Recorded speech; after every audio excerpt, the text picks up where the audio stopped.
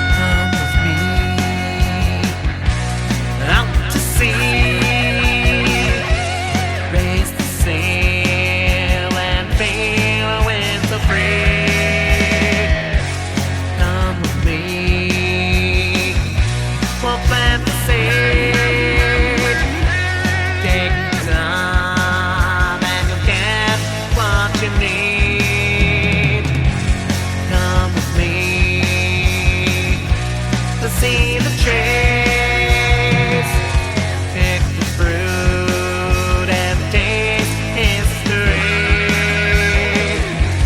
Come with me, it's what can be. An open mind can drink all the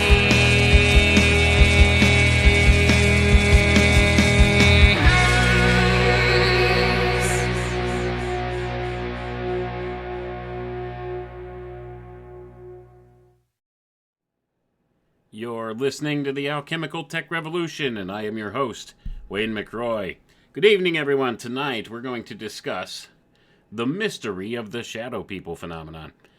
We're going to take a look a little bit into the paranormal tonight, and we're going to talk about this whole idea of shadow people. Now, I'm sure many out there have seen or experienced or heard of such phenomenon before as shadow people.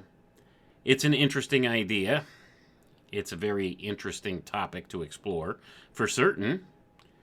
And tonight, we're going to look at a book written by one Mr. Jason Offutt. And the name of this book is Darkness Walks the Shadow People Among Us. And this is an interesting breakdown of the whole phenomenon. This guy put a lot of effort into this.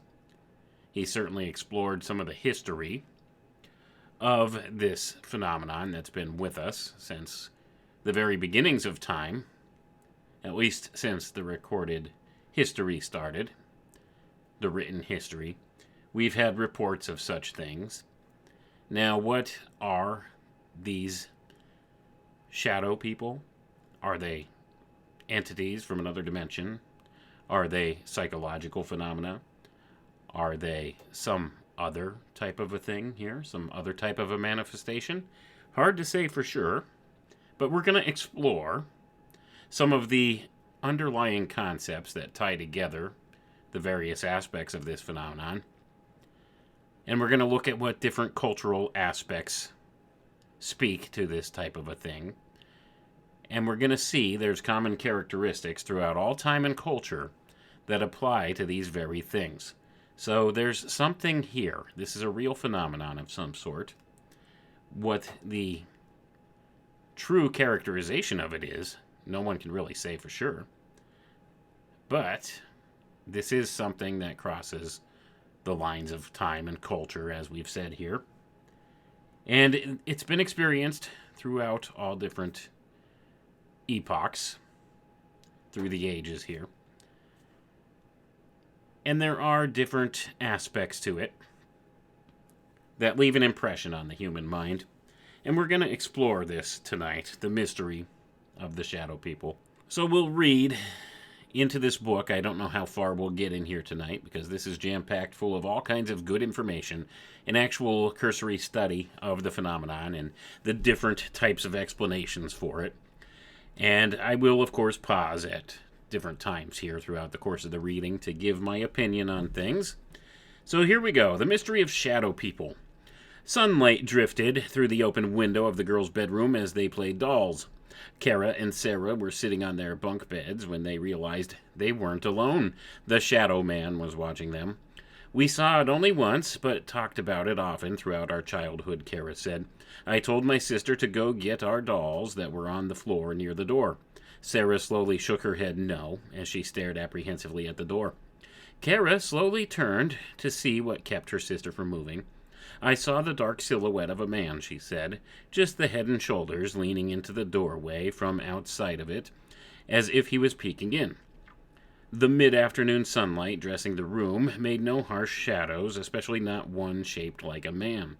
It was broad daylight, and the shape was opaque black and seemed to be two-dimensional, just like a shadow, Kara said. I really don't remember what we did after that, but I do remember telling our mom about it, and she just thought we were being silly. The memory is very real, and I am sure if I asked my sister about it today, 30 years later, she would describe it just as I did. As Kara and Sarah discovered, sometimes shadows do walk. In the gray world of our homes after the sun goes down, we sometimes glimpse the black shapes of people or animals moving through our bedrooms, our hallways, our waking nightmares. They walk, they stare, and sometimes they talk.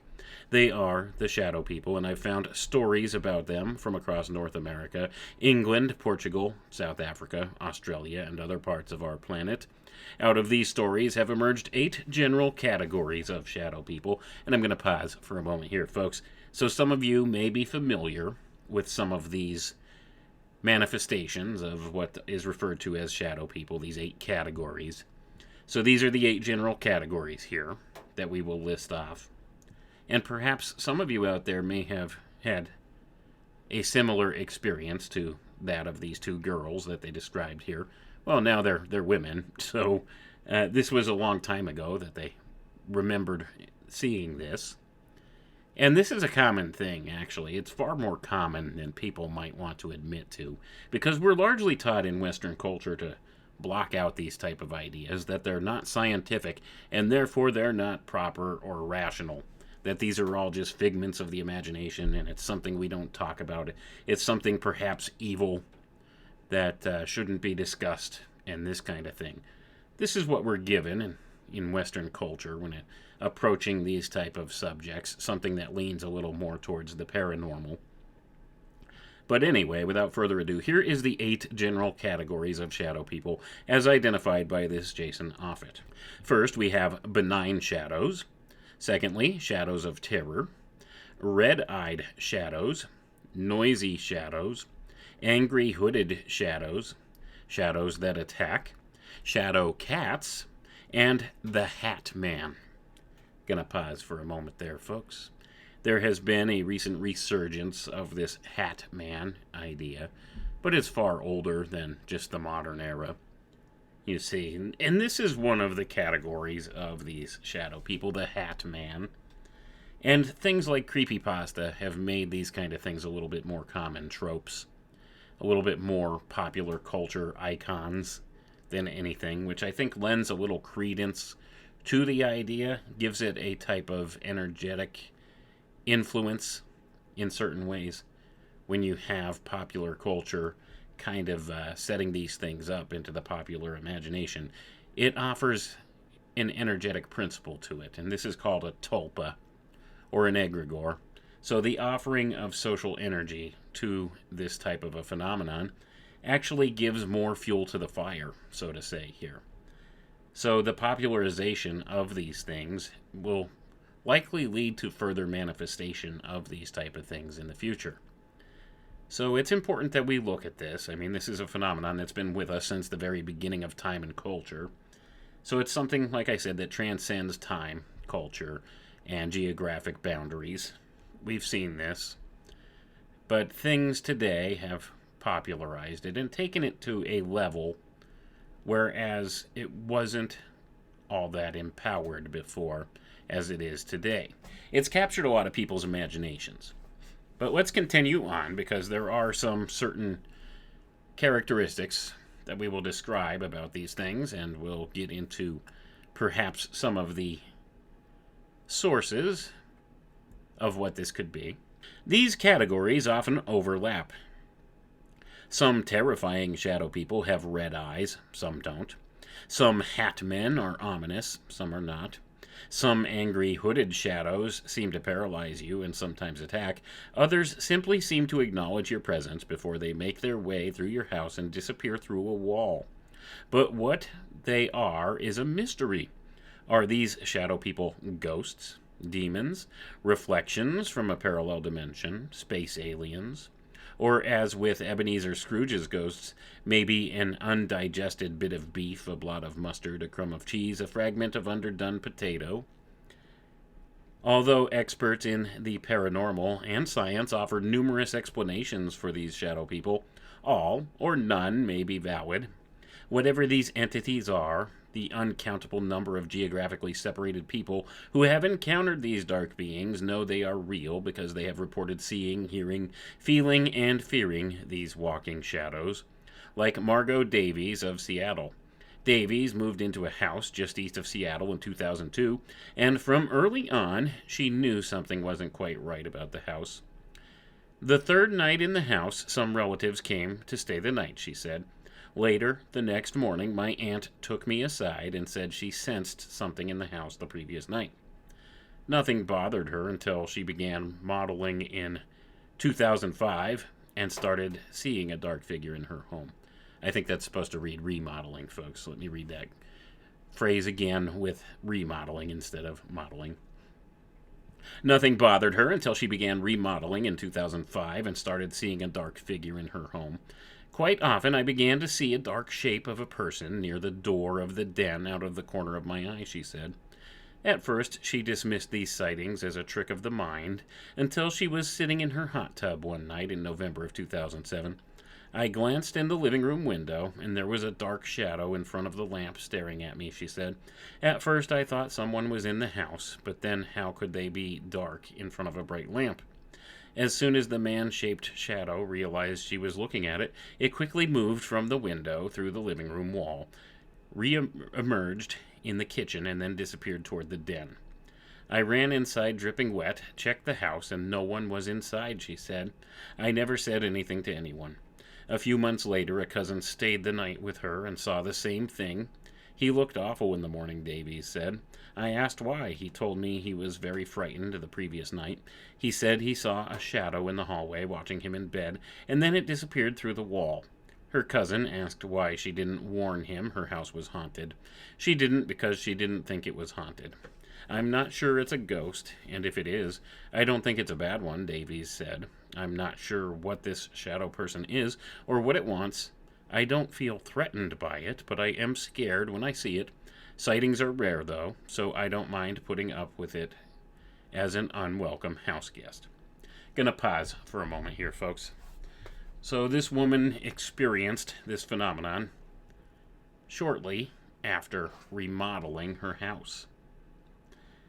There's always an interesting attachment there with that kind of a thing, especially when you have an older home. If you buy an older home that's been previously owned by somebody or that's been there for some length of time, sometimes there's these types of energetic attachments to it. And any disturbance of the physical structure of the building will sometimes stir up activity. This is a common trope with ghosts as well as with these shadow beings, as we see here. These are the things that are reported. I always caution everybody, take this stuff with a grain of salt. There's no real way to prove nor disprove any of the things that are claimed here. And a lot of this, oftentimes, is personal stories or experiences being conveyed. And how you feel about that is your own reaction. It's based upon your own experiences. Are you inclined to believe people who tell you these types of stories or not? Now, I personally think that everybody has some types of weird experiences during their lifetimes. Things they can't explain, things that are paranormal. And I tend to believe people when they tell me of a personal experience like this, especially when they get into detail like that. and can tell you a bit of something, and it's something that I think deserves a little bit of attention. Now, what is the cause of this? This is what's open for debate, right? It's a real phenomenon,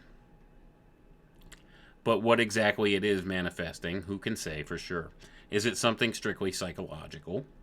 Is it something akin to what's called pareidolia, where the human mind has a tendency to try to organize patterns and make something out of them that looks like a human face or some similar thing? Is it something akin to that? That's a possibility as well. Light aberrations. Could it be ghosts, other dimensional beings showing manifestation here? Could it be like the Plato's cave allegory? Perhaps we're seeing the shadows, quite literally as well as figuratively, and maybe they are a reflection of ourselves. And likewise, these shadows see us as a shadow from their own perspective. It could be any of these number of things. But it's hard to say for sure because we only have a lot of hearsay when it comes to this stuff. Now, there have been some evidences portrayed by ghost hunters and the like, and by people that manage to maybe catch something a little sketchy on film, but none of this really stands up as being actual legitimate physical evidence of such a thing. This is largely an experiential thing. So being subjective as it is, how can you effectively explain something that is experiential and subjective in an objective, matter-of-fact way? And this is where the difficulty comes in. So how can you classify this as a phenomenon? And this is what the author here has attempted to do. And I'm sure there's others that have done this work as well. And he's compiled a lot of it here together so that we have this one resource where we can read about this phenomenon. So let's continue on and see what other information he could give us. So next in the book, he says, what are they? Have you seen these human figures walking through your room at night? Have they been cloaked like the Grim Reaper? Have they glared at you from the darkness with glowing red eyes? Or worse, have they touched you? I know you have a story, or you probably wouldn't be reading this book. Do you know what these shadow people are? Carl Beckham's father thought he did. Shortly after Beckham's father died in 1992, Beckham discovered something he could never wipe from his mind. My little brother told me that one night he was bringing my dad home from the doctor's office, he said. When they got to the house, my dad told him to pull his car so that he could shine the headlights into the backyard because he wanted to see what was out there.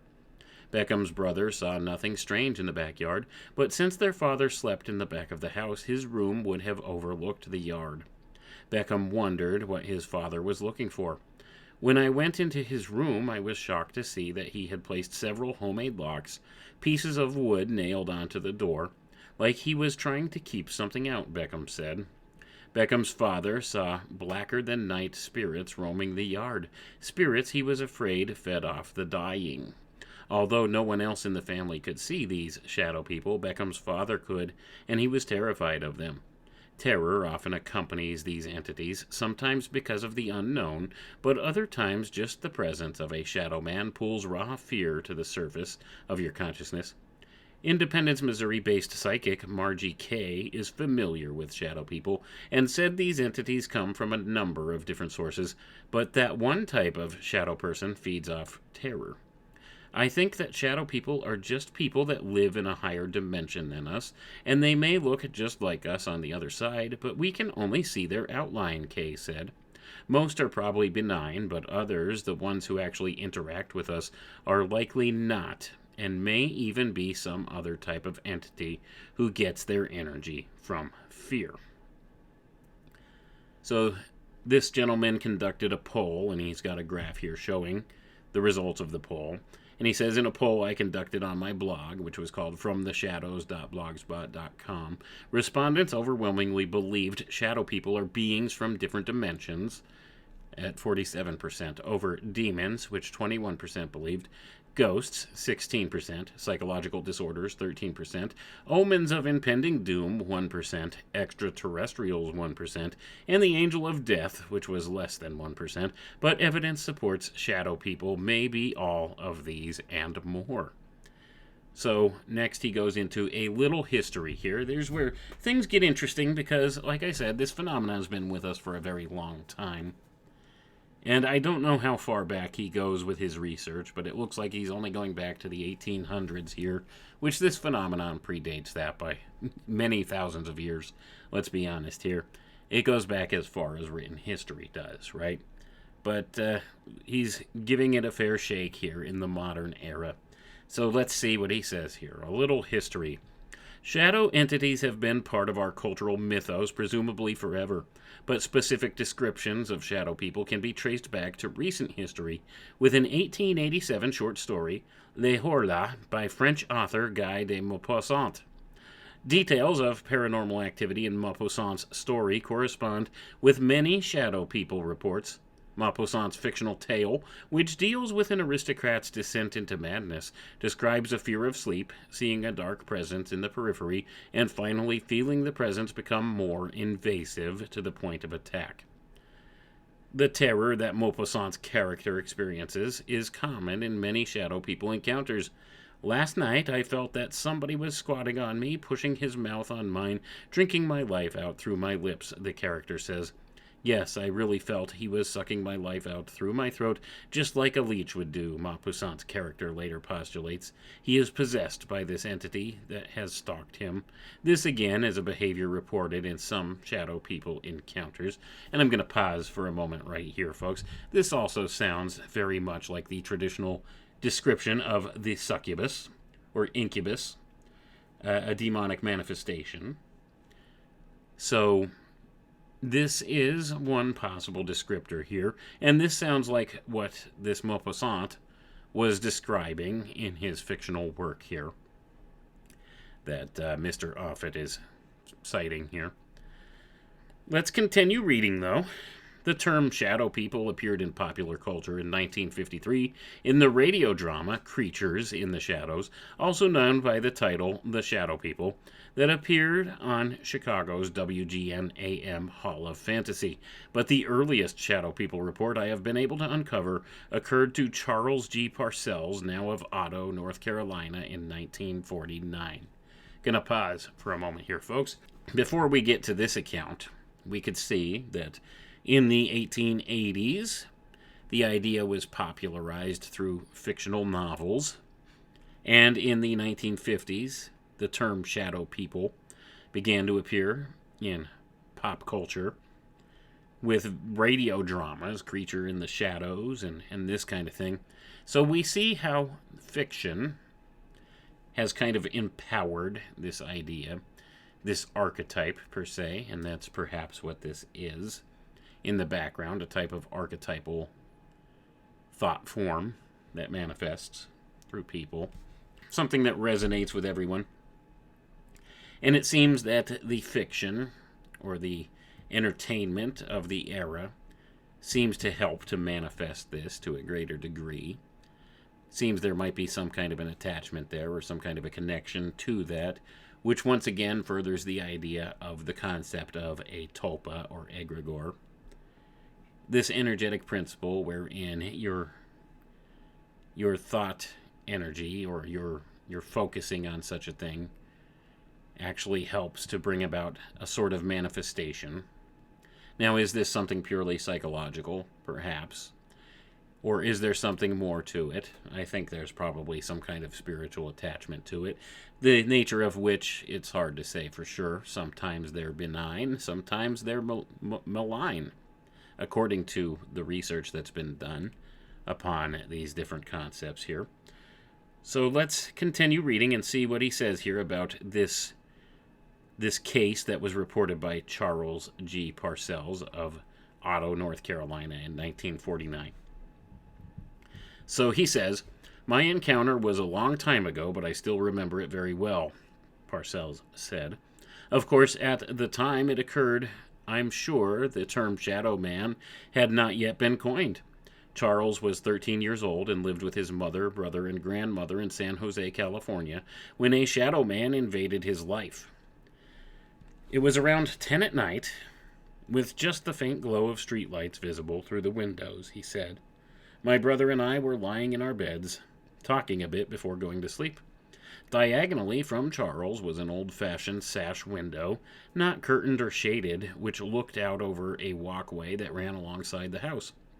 All at once, a dark figure dressed in a black cloak and wearing a black hat with a wide brim and a tall crown appeared in the window, he recalled.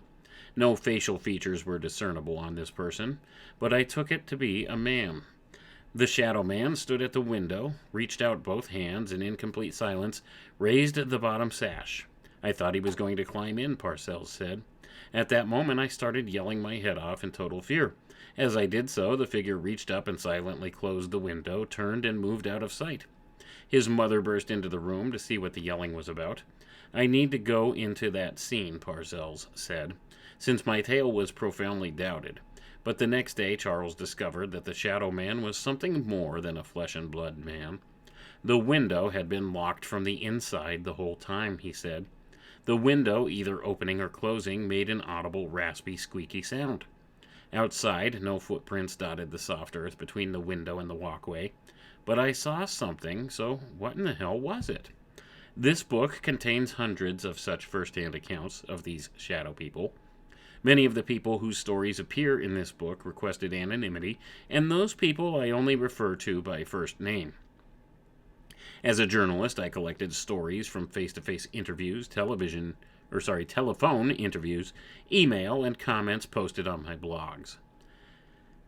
But this book isn't just a collection of shadow people stories. It's an attempt to explain this phenomenon from the viewpoints of physics, psychology, metaphysics, Western religion, and American Indian shamanism. Many people believe shadow people are beings from different dimensions.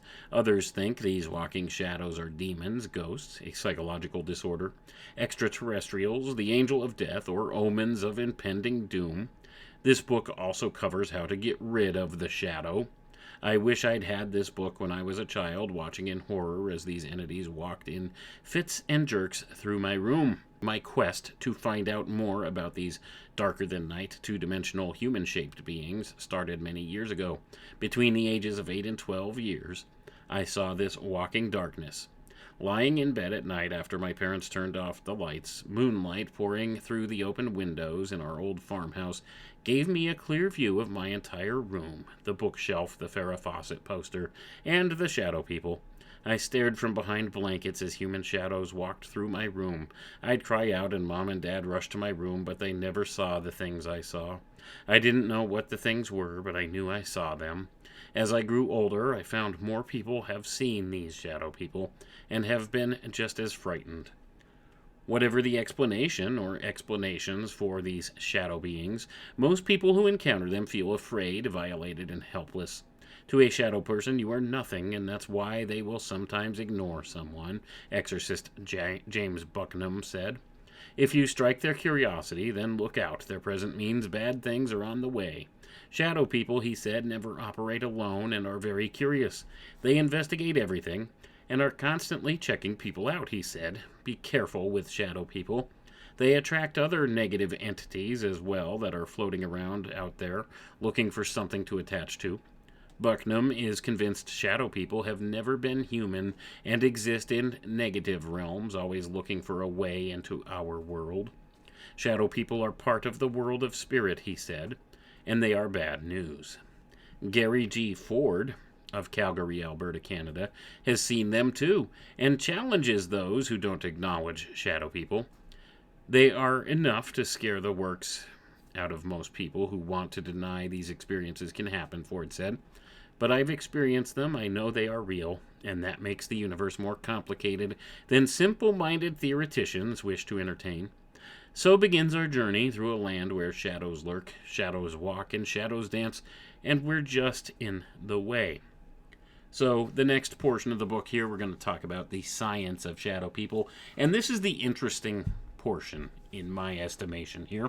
Rather than just offering these stories, you can hear these kind of stories all over the place. There's a lot of these paranormal podcasts and stuff out there that talk about this kind of stuff all the time. There's so many of these stories out there that float around. And a lot of them have common themes to them. So that being the case, I mean, I think there is some truth to these experiences. People do sometimes have these types of encounters. Now, they may differ as to what the cause of these various things are. Some of it may be psychological, some of it may be something maybe a little more sinister, something spiritual.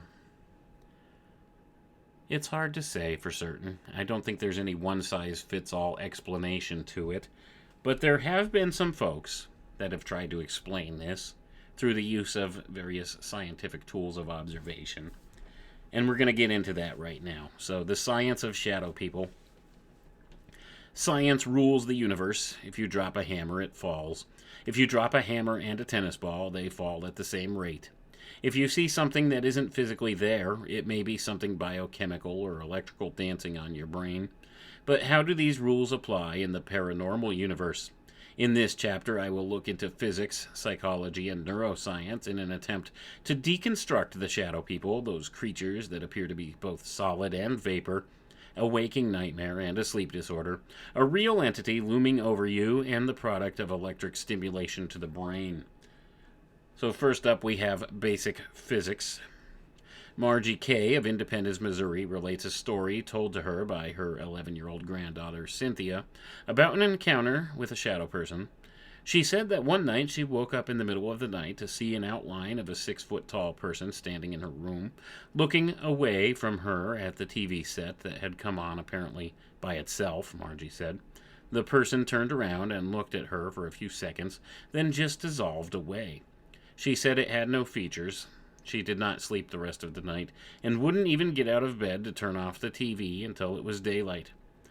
To Northwest Missouri State University chemistry and physics professor Rick Toomey, something solid enough to cast a shadow and hold its shape can't just dissolve. Matter comes in 3 forms, gas, liquid, and solid, and only gas dissipates into the air. If it's not solid or liquid, it has to be vapor. Gases don't maintain shape, he said, and you'd need a pretty high density of gas to prevent the transmission of light. So for shadow people to exist, according to physics, Toomey said, they have to be pretty dense. It has to be a physical entity that's solid. It's not liquid, it's not gas, Toomey said. That's why I have a problem with ghosts opening doors. A gas isn't going to surround a doorknob and apply torque. I can't buy into that. Toomey's colleague in the NWMSU physics department, Dave Richardson, shares Toomey's concern. Given the many reports of shadow people walking through someone's bedroom, they have to be solid. If you just look at what a shadow actually means, when they're produced, they must be a blockage of light somehow, or the removal of light in some way, he said. From a scientist's point of view, they have to be opaque. Unless it was incredibly dense, the gas wouldn't do much. For example, smoke casts a shadow, but can't retain a shape and quickly dissipates. For Cynthia's shadow to look like a man and to turn on the television, it has to be something else. It seems a difficult thing to actually reconcile with what we know about light and shadows, Richardson says. But what of shadow people who can exert a physical force?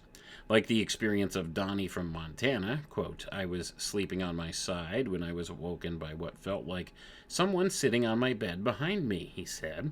I felt someone sticking their finger to the middle of my back. When he opened his eyes, 3 shadow beings stood around his bed, and he was afraid to look at what might be poking him from behind. Donnie had felt a touch. Although the entities slowly dissipated, those 2 events don't correspond to known science. Physically, we can't feel the force extended by gas particles, Toomey said. In order for you to feel pressure, you have to scuba dive or somebody drops a rock on your head. You have to have a mass to exert a physical force. So for Donnie to have felt something sitting on his bed and a poke in the back, something solid had to be in his room. To have a physical push, you have to have matter, Toomey said. What matter do you have, solid, liquid, or gas? From that point, you don't have many places to go. If you're feeling a touch, there has to be a push as far as physics is concerned. Of course, many people believe shadow people aren't science. People say it's not a physical force, it's an ethereal force, Toomey said. Gravity only works in one direction. How many times did light knock you down? But people don't have to be touched to feel, as Rian of Cape Town, South Africa, discovered when he reached into a shadow person. I was lying in bed, getting ready to slumber off, when I noticed that in the corner where my bed was placed, there seemed to be an exceptionally dark and dense patch, Rian said. I told myself that it's nothing but a play of light shadows created by my curtains. As Rian laid there, his imagination running scenarios through his mind. Is it a light trick, an intruder, a ghost? He extended his arm and reached into the void. I stuck out my hand and slowly moved it so that I could touch the corner of the wall, which was not very visible due to this dark patch, he said. As my hand touched this patch, I got a sudden sensation that can be equaled to having a little shock, similar to static electricity. Rian snapped his arm away from the dark patch. His arm suddenly started to feel very lame, with needles and pins crawling all over my skin, he said. It felt like my skin was contracting and getting very tight, and I lost all mobility in my arm. Although Richardson agrees that something has to be solid to physically touch something else, people can occasionally feel they're being touched without really being touched. Maybe there was some electrical interaction, he said. There needs to be something that raises the hair on your arm that would give you the feeling that you're being touched, like static electricity of a hairbrush. Of course, it's an electrical field that causes this sensation. You have more immediate problems to deal with than shadow people. If you're in a high enough field like that, you don't really have to be that close to it to actually feel it, Richardson said. If you get too close, you get shocks that do hurt.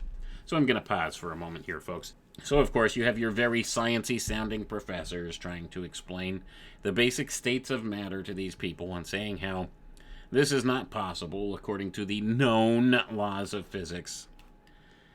So, what do they know? Do they know anything about the ethereal or about the quintessence, about these other elements of metaphysics? Metaphysics and physics are the same thing, folks. It's two different sides of the same coin. It's the same thing, it's just a different manifestation, or a different perception of manifestation of it. So metaphysics and physics are intrinsically linked together, and they're only looking at one side of the coin here. So that being said, I don't think it's right to dismiss these things out of hand by saying if we can't effectively measure it or quantify it in some way, it doesn't exist. And that's exactly what these science-minded professors are doing here. So with that being the case, this is much of what our problem is in the modern era. We only use scientific method as one investigation method of things. And this has become the big problem, is it's become the only method of investigation they use for anything. Scientific method. And oftentimes, the things that they claim are science do not even stand up to scientific method. So we have this dichotomy of thought. So you have this mainstream science narrative that says if you can't measure it, if you can't quantify it, it doesn't exist. And that's exactly what these two professors have done here by stating the known and observable laws of physics, the commonly known ones, and speaking of the three phases of matter that are commonly known. And of course, many of you, I'm sure, are aware there's more than three phases of matter. There's at least 4 or 5 that are known now to modern science, plasma being a fourth state of matter, as opposed to solid, liquid, and gas. So there are other manifestations, and this guy said, when was the last time that light knocked you down? I wonder if that gentleman's ever been blasted by a powerful enough laser. I mean, these things are definitely possible, but I would say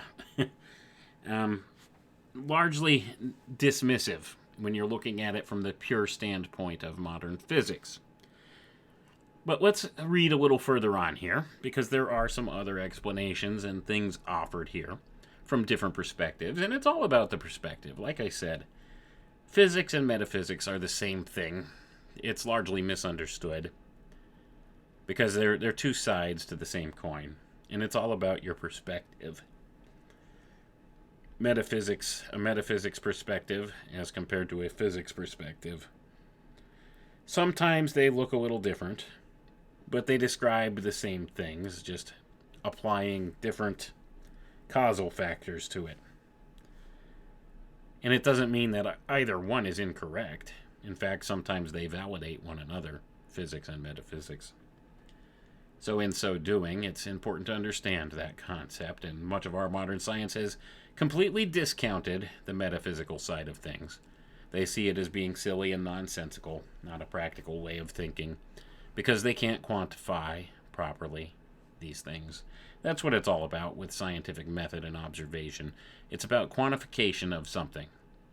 If you can quantify it, if you can measure it, it exists. Otherwise, it doesn't exist in the eyes of science. And that's wherein the problem lies, because they have many of these things that occur, a lot of phenomena occur, that our modern physics can't explain, so they come up with variables to explain these things, and thus you get things like dark matter.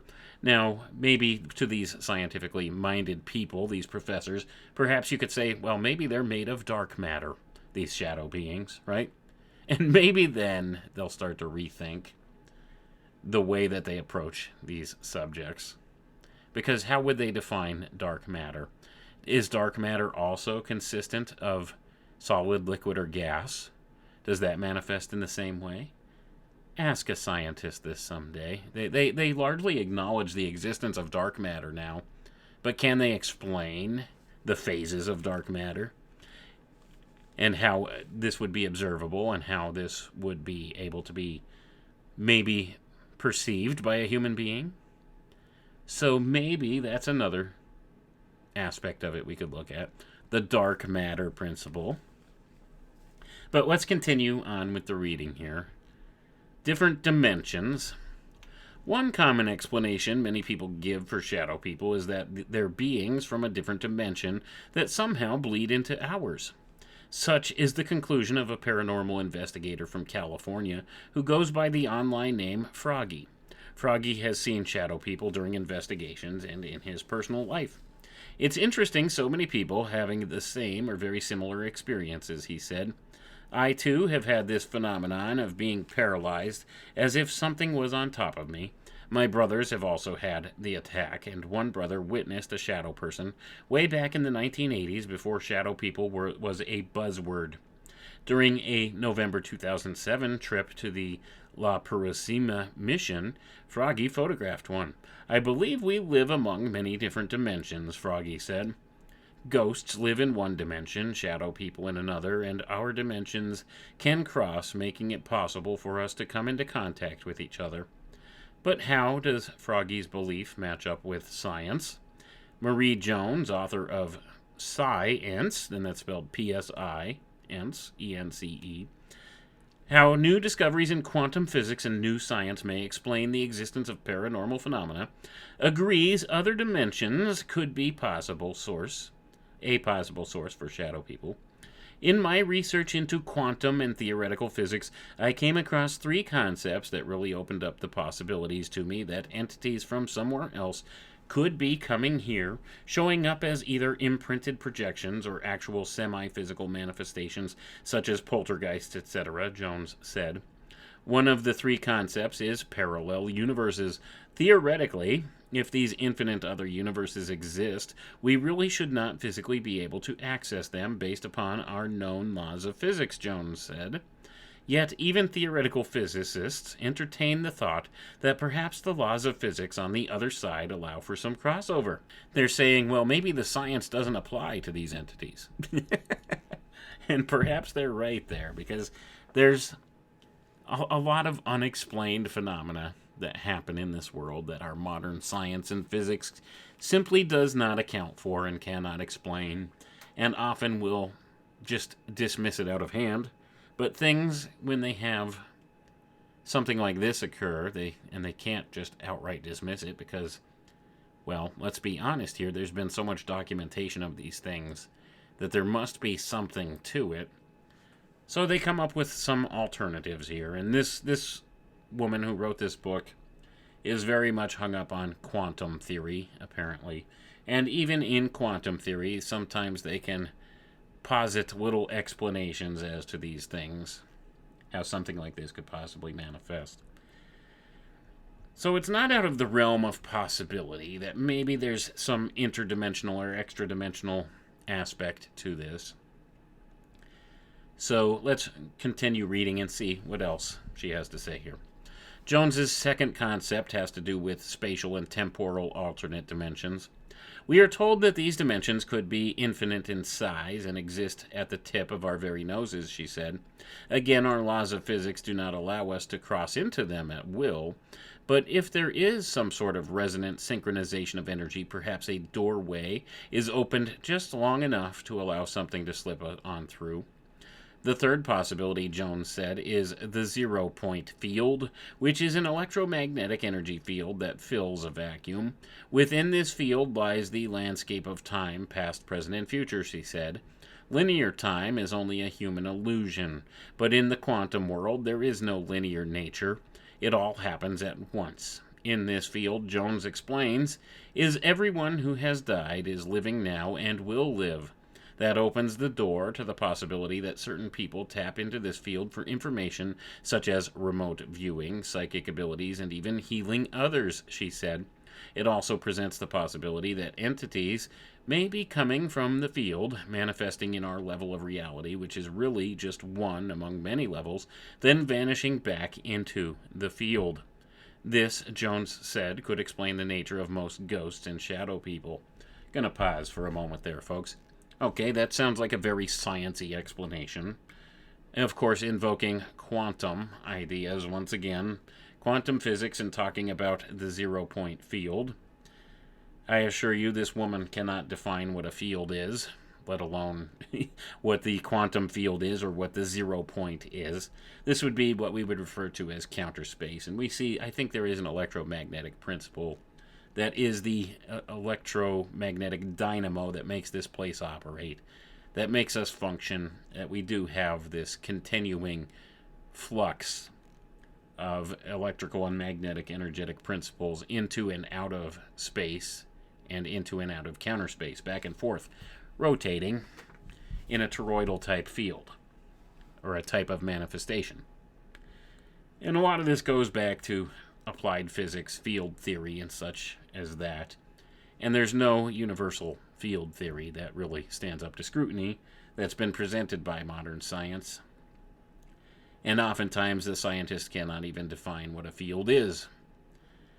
So, with that being the case, they will often allude to this field, this resonant field, and I think metaphysics approaches this subject a little bit more than our modern physics does as to what the field is. It's a resonant field.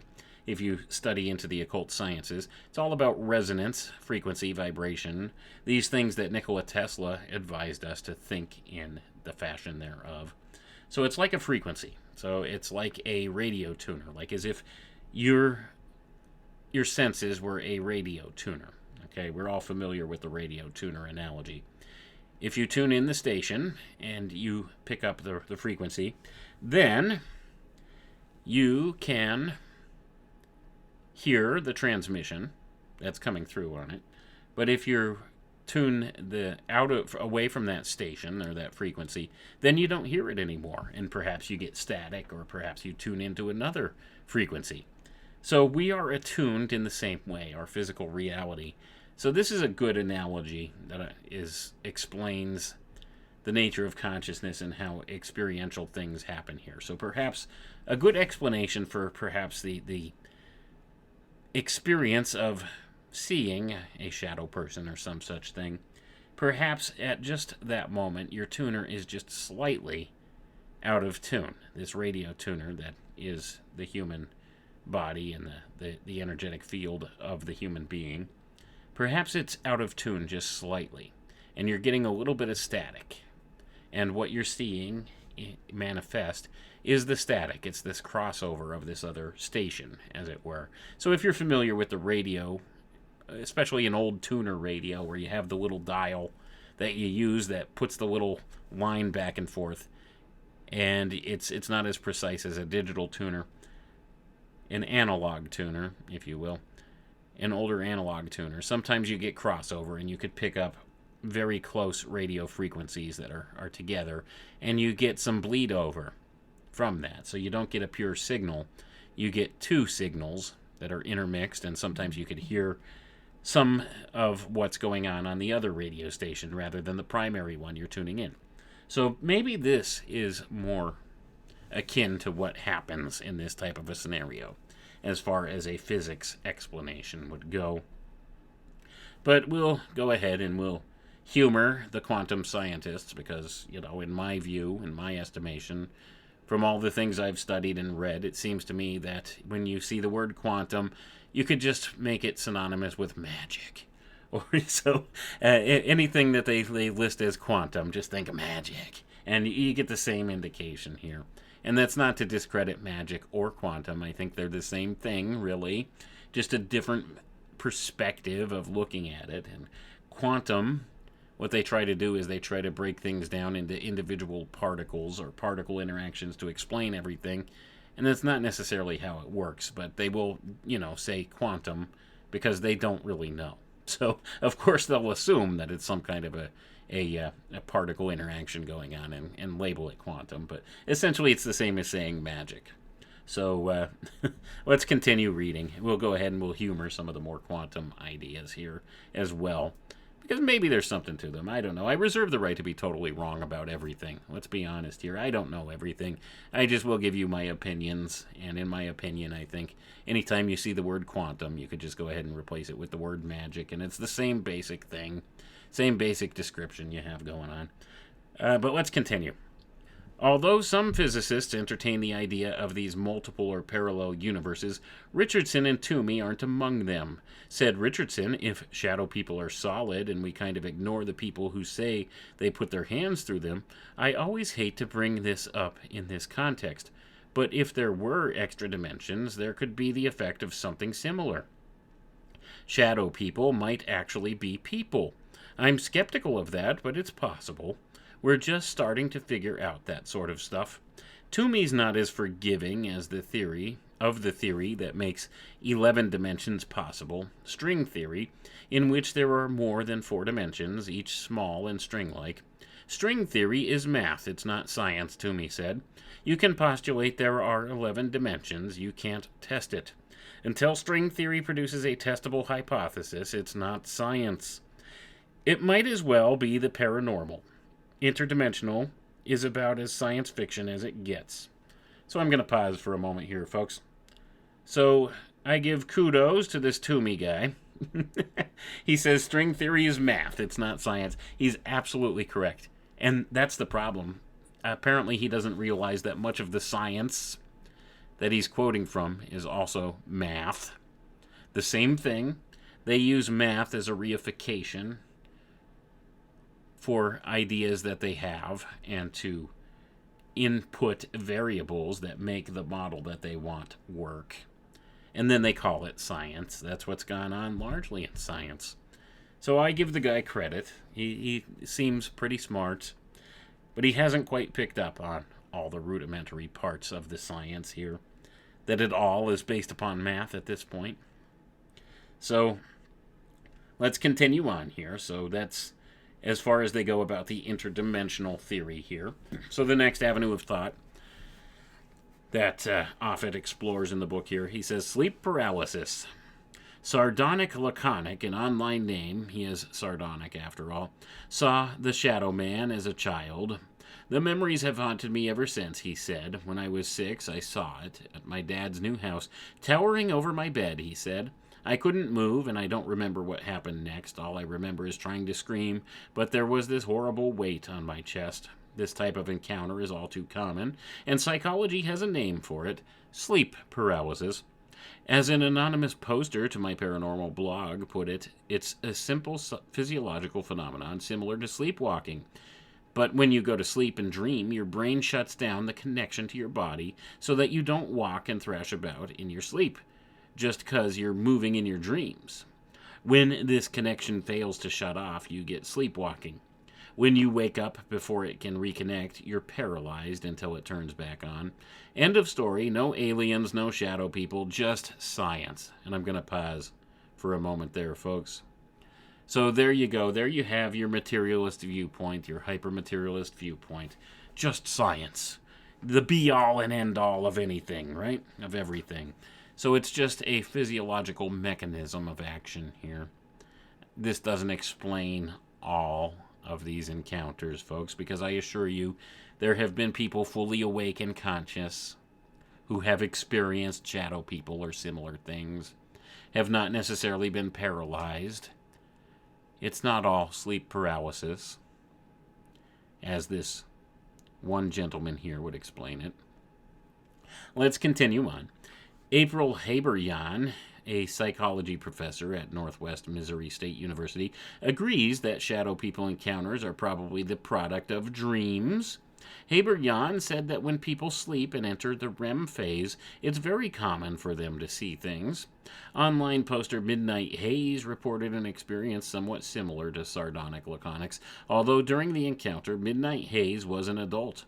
I had lived in a 2-bedroom apartment for at least 12 years, he said. I was sleeping on my side when I was awakened by what felt like someone sitting on my bed behind me. I felt what felt like someone sticking their finger to the middle of my back, and I was now paralyzed. I could not move, but I could open my eyes. When he opened his eyes, there were 3 black figures in the corner of the room. 2 were as tall as adults, and 1 was shorter, he said. Now, in both fear of someone behind me and the figures in the corner, I started to pray to God to help me as I closed my eyes. I opened my eyes again, and the shadows were gone, and I could move again. According to Haberjan, this kind of encounter, the fear, the paralysis, the entities, is normal. There are hormones in REM sleep that paralyze the major muscle groups, and it's called paradoxical sleep, she said. Although this happens during REM, these people don't stay asleep, and the hormones are still in their bodies. It can last up to 8 minutes, and they feel pressure on their chest and can see people, even people they know. According to psychologists, sleep paralysis, which is known as old hag syndrome in paranormal circles, for feeling someone sitting on your chest, is relatively common. Although Carrie Moeller didn't feel the pressure on her chest when she experienced shadow people, she did, as Haberjan said, see people. Last weekend, mid-June 2008, I settled myself into bed and began to drift off to sleep, Moeller said. I was dreaming, well, in that half-asleep stage. In this dream, I was actually settled in the exact place I was settled, asleep in my bed, on my stomach, lying on the right side of my face, so in a way one could argue that I wasn't completely asleep. Then she felt something in the room, or someone. I remember feeling the presence of people at the bottom of my bed, so in my dream I turned my head around and saw 3 or 4 shadow entities shaped like people at the bottom of my bed. Fear gripped the sleeping Moeller because this dream was lucid. She knew it was real. It seemed like they had been waiting for me to fall asleep, she said, so I called for someone to watch over me while this was happening. She felt her body rising out of the bed and floating toward these shadow beings. I had no control over my actions, she said. As I was floating towards them, they put out their arms in front of me, and I was pushed out back into my bed, where I woke up and could remember everything vividly. Was Carrie's encounter a dream, or was she visited by shadow entities waiting for her to fall asleep? So I'm going to pause for a moment here, folks. So we see, once again, we have this idea of sleep paralysis, dreams, and various aspects thereof. And although this may be a plausible explanation for some of these encounters, it certainly does not discredit or dismiss all of them. And this is largely what's done by the scientific community for this. They'll try to explain it all as this same thing, when it doesn't always fit that mold. That's where you have to have a little bit of crossover here. Well, you can't just stand by the strictly scientific observation point here, or method of analysis. which is what they like to do. And I understand why, because scientific method is a very valid way of objectively measuring something or gauging something.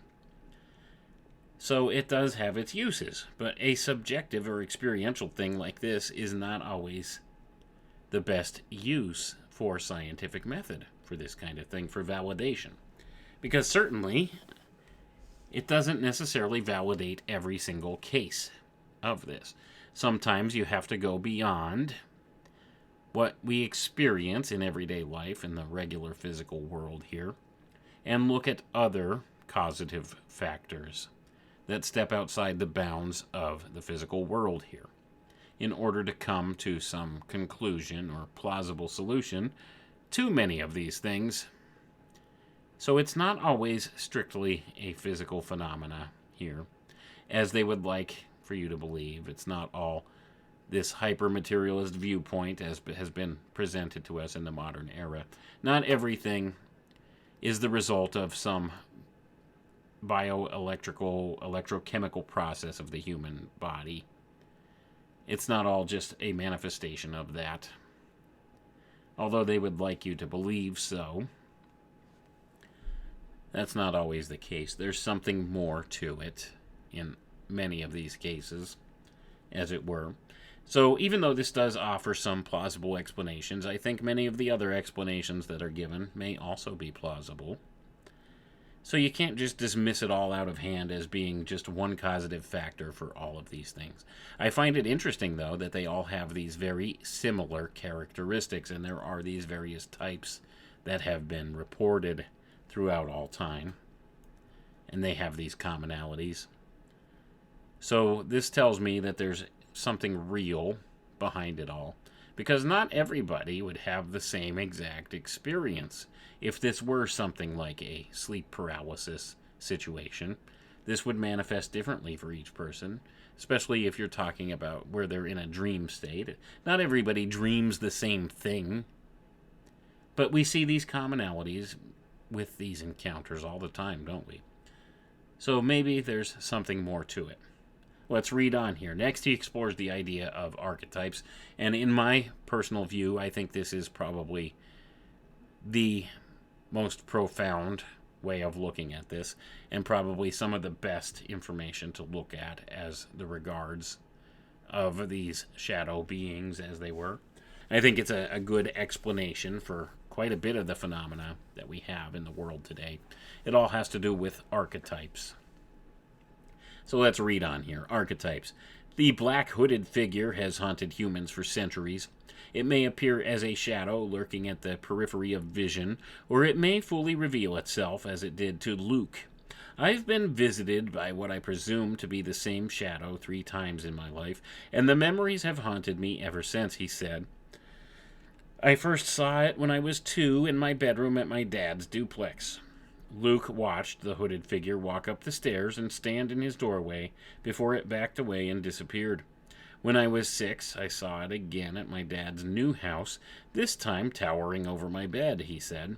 I couldn't move, and I don't remember what happened next. All I remember is trying to scream, but there was this horrible weight on my chest. About 2 years later, it poked its head into my room at my mom's house and stared at me for a moment before stepping back into the hall and disappearing.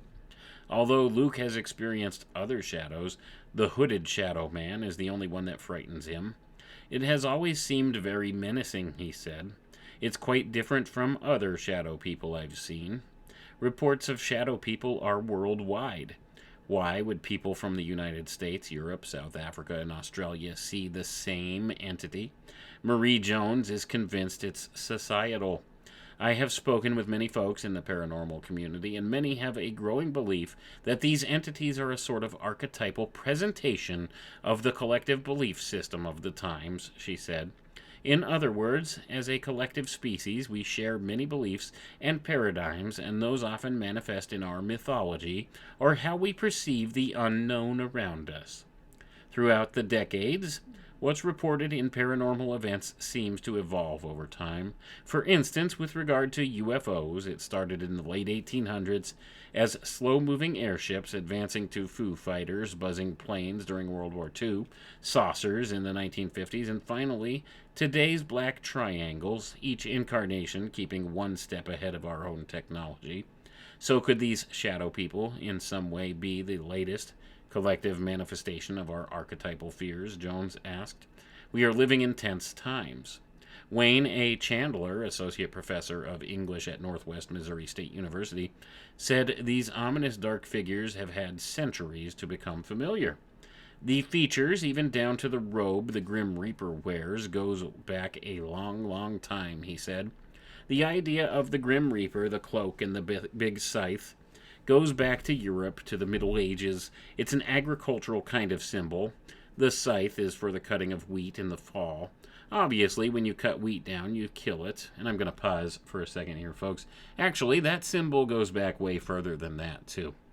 That's a Saturnian symbol. That goes back to Saturnian ideas and times way, way back in the beginning of the written history of mankind, as far back as we could look. This is an archetype, and that's the important thing here to keep in mind. So this hooded figure, this figure of the Grim Reaper as one of these shadow entities, or the manifestation similar to that, is an archetype that goes way back, ties back to the Saturnian ideas or ideals, and has associations with crossing into the underworld and such things. So this is how the idea came about with that. It's something that's inherent in the human unconscious mind. Something we have in common. That's the whole definition of an archetype. It's something that we intrinsically understand, that's ingrained in us, even though we don't have conscious knowledge of it, per se. So these symbols, and that's what this has become, the shadow person has become a symbol. It's an archetypal symbol that we associate with certain aberrations, things like death, darkness, negation, and sometimes it doesn't have a negative connotation to it. Sometimes it's just an absence or some such thing, or sometimes it's hard to describe here. All right, what the whole archetype of the shadow can represent. It represents an aspect of ourself that's unknown. It's also a representation, a symbol of the unknown or the unknowable. And that's what makes this very interesting, right? A shadow is the absence of light. It's the negation of light. You see, it blocks the light. And so these ideas, they play heavily psychologically on our mind, in our psyche. They play games with our psyche, especially this type of an archetype. And that's why people resonate with the idea of the archetype. And perhaps there is something to that analysis here.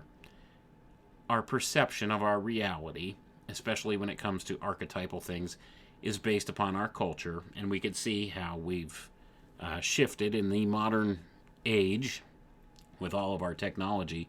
If you do look at the example here that he uses for UFO culture and this kind of thing, he's correct. It started largely back in the late 1800s with the airship phenomena, and it manifested differently then than it does now. And of course, these things go back even further than that in time, right? So it's all about this archetype and how our senses perceive it based upon our culture and how it manifests. But the shadow is a universal archetype that transcends time and culture because it is the absolute symbol of the unknown or the unknowable, as it were.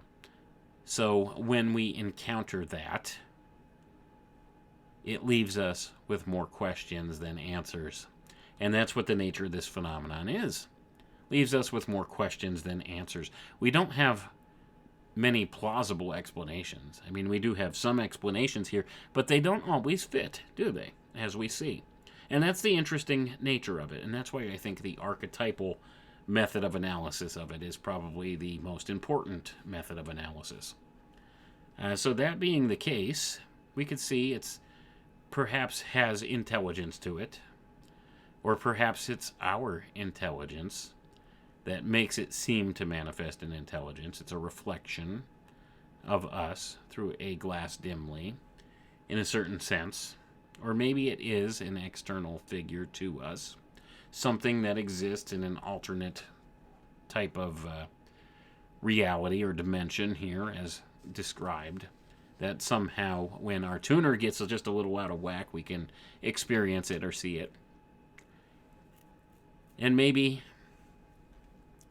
it's something entirely different than that, even. It's hard to say for sure, but let's continue reading here because this is where things start to get interesting. I find this topic very fascinating. I like to explore these kind of things. The paranormal has always fascinated me. So, let's read on here. Spectral figures and other aspects of the supernatural abound in classic literature, but the depiction of the paranormal in literature is quite unlike modern stories where the supernatural entity is the centerpiece of action. In classic literature, the supernatural doesn't take action, but prompts people to take action to mess up their lives, Chandler said. In Hamlet, there's the ghost of Hamlet's father who spurs him on to do horrible things. And Chandler doesn't limit a culture's literature to the written word. Movies often depict the classic Grim Reaper figure, Monty Python's The Meaning of Life, for example, as do television programs such as the cartoon The Grim Adventures of Billy and Mandy. I would give it a really broad definition, he said. Look at movies, TV, any message sent from the culture, and you've got this figure all over the place. Art, literature, even in places the figure is not supposed to be death.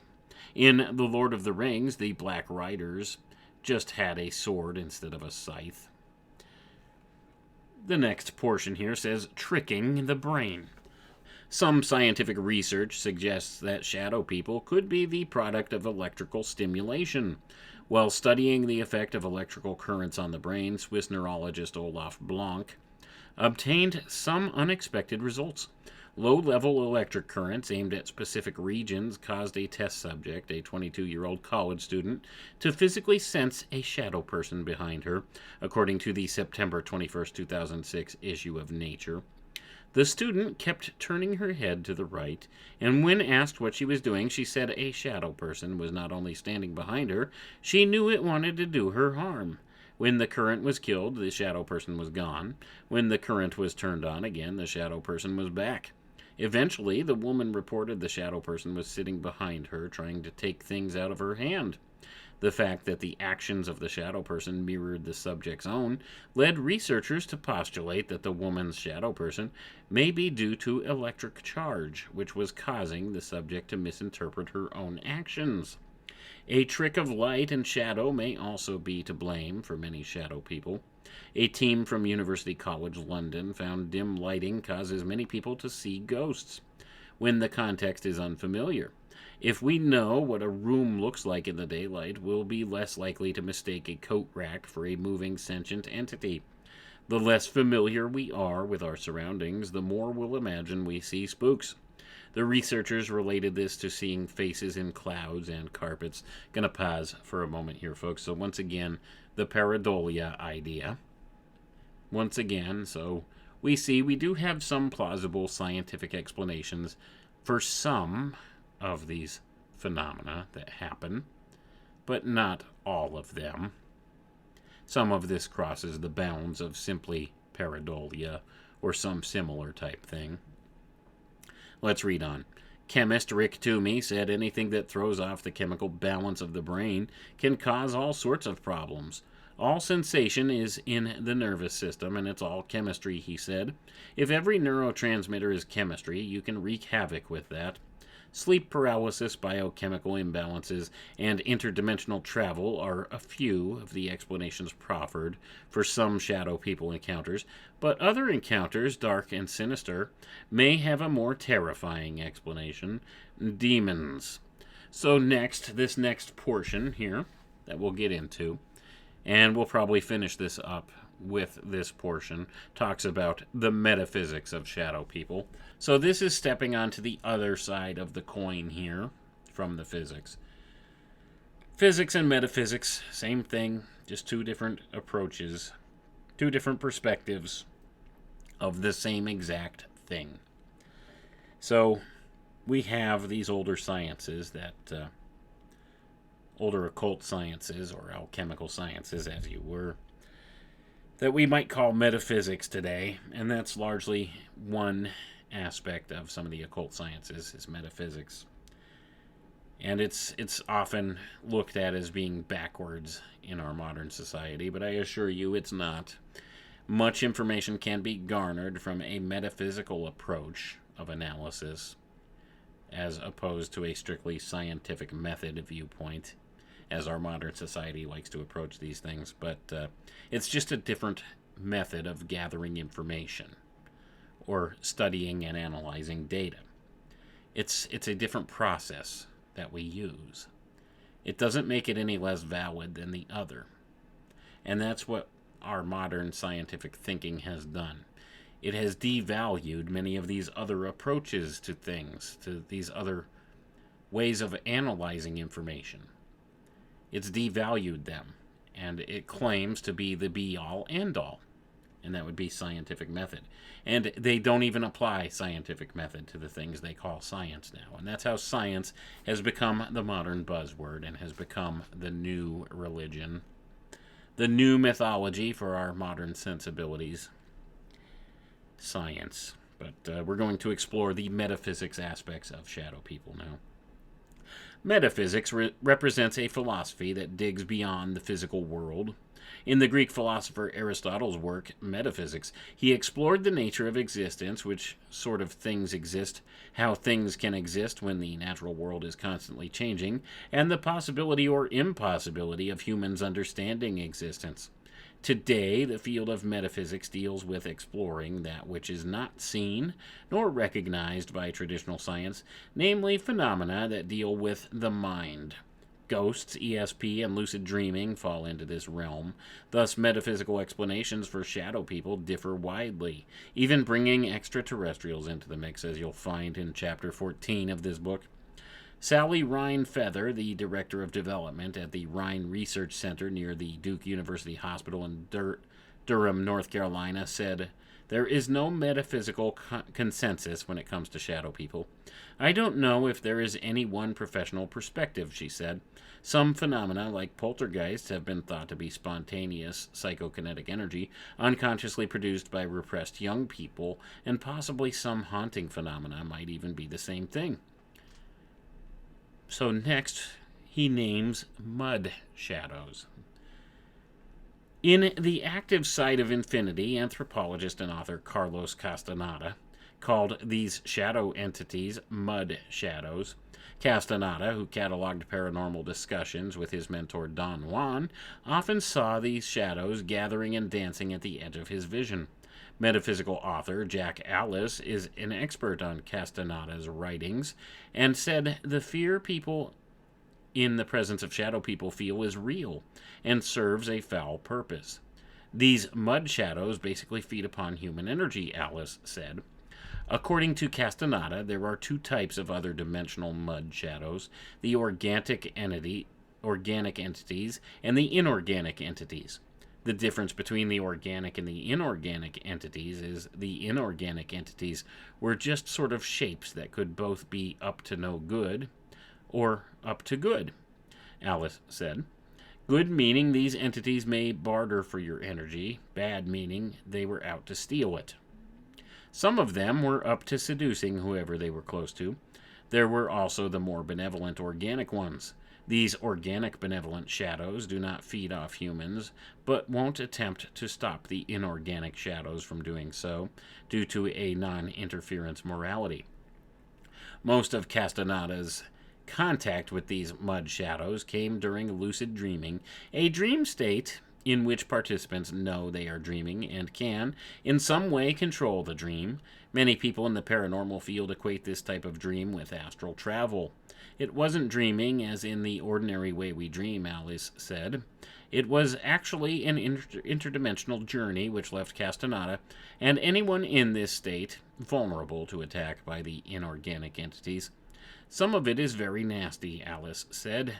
They were trying to capture him. What these entities are after is our energy. Their motive is to steal our energy. Gabe from California has read Castaneda's work and found these mud shadows inserting themselves into his life. These shadows, he said, are our predators. They feed off of our energy, and this is why they are often seen hovering over us. As a child in Missouri, he woke to see a woman in a flowing gown hovering over his bed. When I blinked my eyes, the woman disappeared, he said. Gabe's awareness of the figure frightened her off, but he knew why she was there. She was there to feed. Gonna pause for a moment here, folks. So we have this aspect is written by an anthropologist of what he calls mud shadows, and he defines two different types. There's benevolent ones and not so benevolent ones, which he terms as organic or inorganic. So this has been something that's been studied by a lot of people, this phenomenon. It's been very much recorded anecdotes of these types of things all the time. The next explanation given here as a metaphysical explanation is called spiritual shadows. Let's read on. Psychologist Stan Gooch of England, author of Personality and Evolution, The Biology of the Divided Self, The Neanderthal Legacy, Reawakening of Our Genetic and Cultural Origins, and Creatures from Inner Space. Boy, that's a long title of a book, huh? So, says that shadow people are real, as are so many other paranormal entities. I believe in all forms of spirit visitors, incubi, succubi, poltergeists, shadow people, ghosts. They are real, Gooch said. But I do not think they are discarnate spirits, although I don't absolutely rule out that possibility. Gooch, who has seen a Neanderthal materialize at a seance and made love with a succubi, still grounds these experiences in psychology. Gonna pause for a moment here, folks. This guy sounds like he's a lot of fun at parties, huh? He saw a Neanderthal appear, materialize at a seance. That's an out there kind of story. Okay. Let's continue on, though. They are creations and projections of our other mind and brain, Gooch said, but they do produce real, independent events in the real world. As these entities thrust themselves into our lives, two forms emerge, benevolent and malevolent. Jack Alice said malevolent encounters far outweigh the benevolent ones because only one type is playing by the rules. I definitely believe in a spirit world, Alice said. What a spirit world is just other dimensions.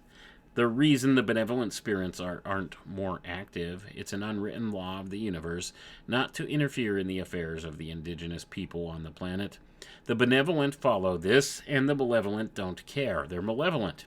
Although Alice is convinced some of these spirit visitors are evil, he won't go so far as to call them demons.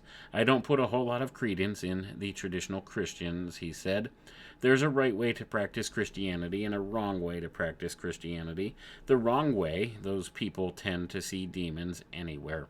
I'm going to pause for a moment here, folks. So, you see, this guy seems to think that these things are real and there's a spiritual aspect to it. And perhaps he's right about that, but they apparently live by the credo of the Federation of Planets from Star Trek, right? The non-interference clause. Yeah, like I said, you do have to take a lot of this stuff with a grain of salt. And a lot of people have their opinions here. And that's fine. And this guy doesn't think that the traditional Christian viewpoint of everything being a demon is correct. I agree. I don't think everything's a demon, right? But at any rate,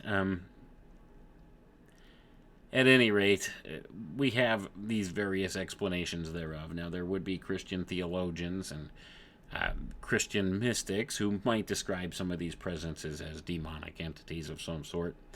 So we'll see as we get through this a little bit more. But we're going to wrap up here real soon. I'm just going to finish this next section and we'll call it a night because we're running low on time. This is an interesting subject, though, and there's a lot to this.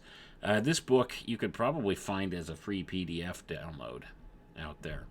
It's good. If you're interested in the subject, I mean, pick it up and read it. This guy put a lot of effort into this because apparently he'd had some encounters of his own and he wanted some answers and solutions. So I figured this would be an interesting topic to explore here tonight. Let's continue on, and then we're going to wrap up. D.H. Parsons, president of the Bliss Parsons Institute of Metaphysics in Columbia, Missouri, investigates hauntings and has encountered shadow people more than once. Both I and several of our investigators have seen these beings on investigations, Parsons said. There are several theories as to what these are, including ghosts and, yes, demons. In Christian interpretation, according to some paranormal investigators who happen to be Christian, some believe them to be a demon or some sort of evil entity, Parsons said. Who knows? My own feeling is that a shadow person is another representation of a residual memory of a person who had such a strong personality in life, good or bad, that a bit of their energy remained here in this dimension after the spirit crossed over. This leftover energy, Parsons said, is caught in a loop and replays over and over again. And he added he hasn't personally had a negative encounter with a shadow person. In all of the investigations I have done, I have never had any experience of a bad nature, no physical or spiritual attacks of any kind.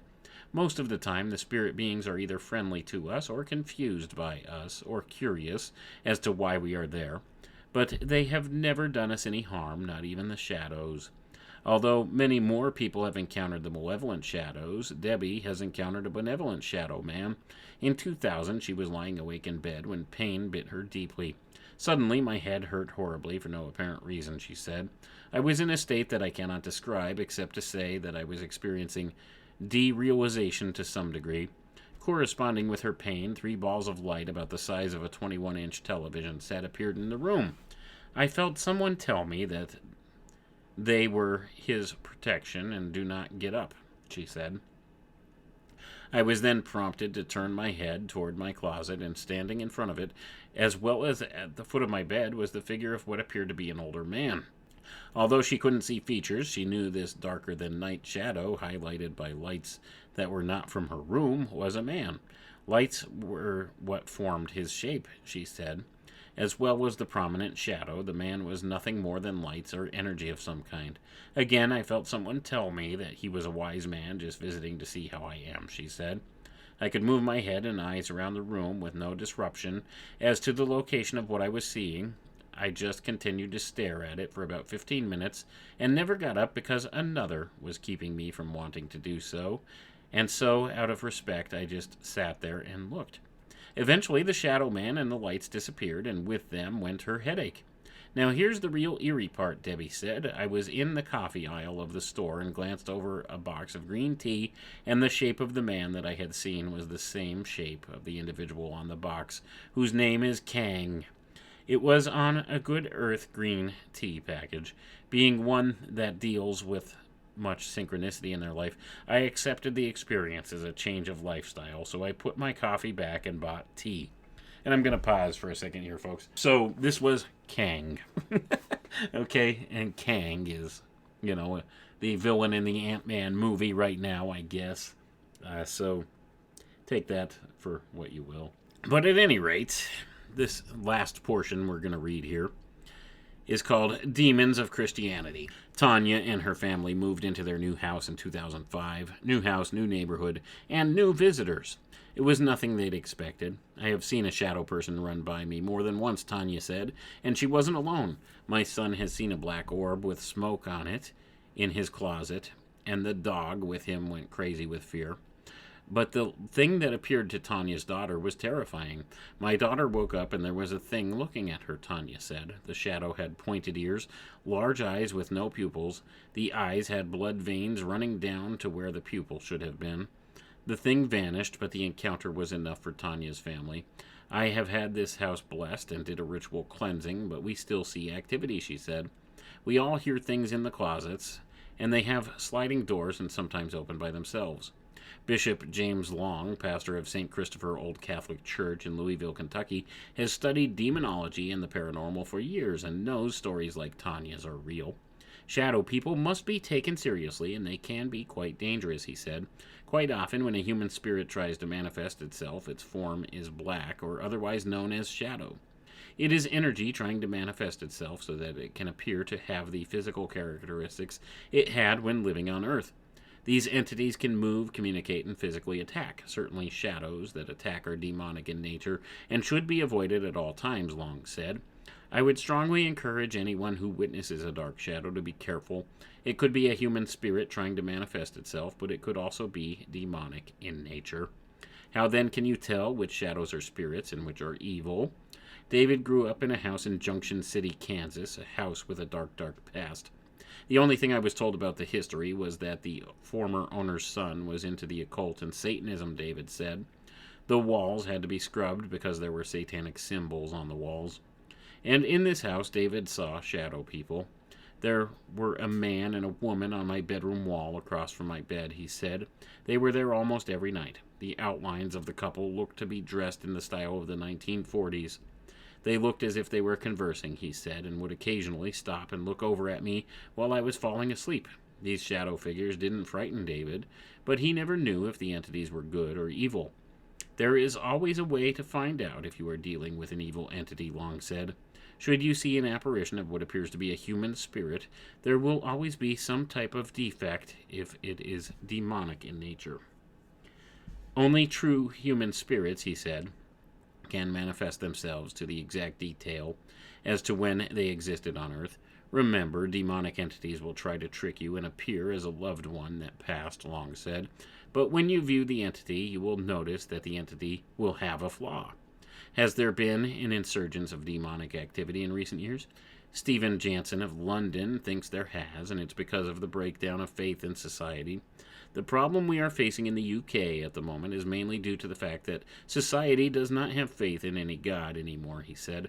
Money, jobs, etc. have taken over in people's lives, and God does not feature or fit in anymore. Jansen feels the church is largely to blame for this. The church in itself is growing weaker, allowing things that the Bible outrightly states is wrong, he said. Binge drinking, drug abuse, and sexual perversion, to name but a few, are getting worse, and these things take your mind to a different level of consciousness that you cannot control in the state you are in. Once this happens, Jansen said, a person's spiritual defenses are gone, and you are like a big red tour bus just waiting for demons and evil spirits to board. These entities, he said, are shadow people. My guess is that the so-called shadow people are nothing but a certain type of demon that finds it easier to cross over into our world. Although some seem to be oblivious of the fact that they are here, indicating that a window has somehow mistakenly been opened or left open into their dimension. Alright, folks, the next portion here goes on to a couple different aspects of things, like the jinn of Islam, the wandering souls of Hinduism, unseen realms of Buddhism, Native American shamanism, and ghosts. They're explained as ghosts. And that is the rest of that chapter and portion of the book. But that's all we're going to cover here tonight. But there are these various other explanations for these things. And some of them sound like plausible options for a basic description of these things. I don't think it describes every single case. But there's definitely something to this phenomenon. And I find it truly interesting. So people from all walks of life have had these various encounters or experiences in their lifetime and will attest to some of these ideas. I think it's a phenomenon that is worthy of investigation, and I see that there are a lot of people who have investigated it and have drawn some conclusions from it. So it's always good to take a look at these things and perhaps consider that there's something here that we can't physically explain in this reality.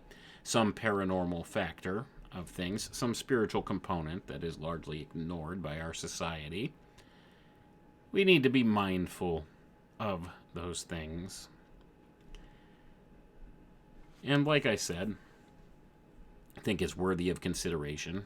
I enjoy these types of topics. I like to look at the various explanations given through the various perspectives that come about from this. The angle of physics, the angle of metaphysics, the angles of these different possibilities. And we see how these shadow being entities sometimes mirror some of the ideas that are given within the secret society groups of the nature of the human being and of what they call the Ahrimanic double. Is that a possibility as well? Could this be the dweller on the threshold, the guardian of the threshold, as explored by the different occult teachings from these secret society groups? Perhaps this is a type of manifestation of something similar to that, an energetic attachment, as we see, a thought form. And this kind of gives more credence to the idea of a tulpa or an egregore as well. So these are descriptive means of categorizing this phenomena in different ways. And I think maybe some or all of these different explanations can and do apply at certain points, but not across the board to all of them. We don't know everything, nor can we ever know anything, but I think the important thing here to remember is the archetypal nature of the shadow. This is the essence of the unknown or the unknowable. That's what the symbol represents largely. So we will never attain a true, appropriate answer that fits across the board for all of this. Now, we may learn some things and facts about it and be able to possibly explain some of the aspects of the phenomenon, but this is the nature of our reality, how there's always a mystery that abounds about the nature of reality here. We don't know how it works, nor can we know all about how it works on this side of the gate here, so to say. And maybe we won't even know when we get to the other side. I think that's a very real possibility, too. Only God knows how it all works. We have limited intellectual capacity to understand these various things as human beings. So, that being the case, this represents the unknown or the unknowable, the whole shadow archetype that underlies all of it. And it's a real phenomenon, don't get me wrong.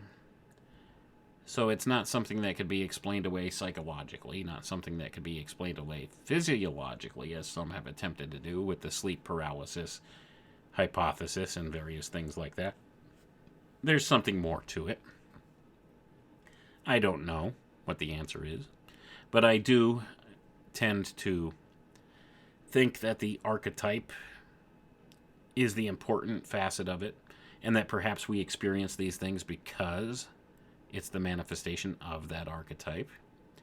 And it leads us further into exploring the nature of reality. And maybe at the end of the day, that's what it's about. It's about seeking out answers to the nature of reality, seeking out God, the Creator, for those answers, to bring us closer to God. Perhaps that's the reasoning for it being here as a phenomenon.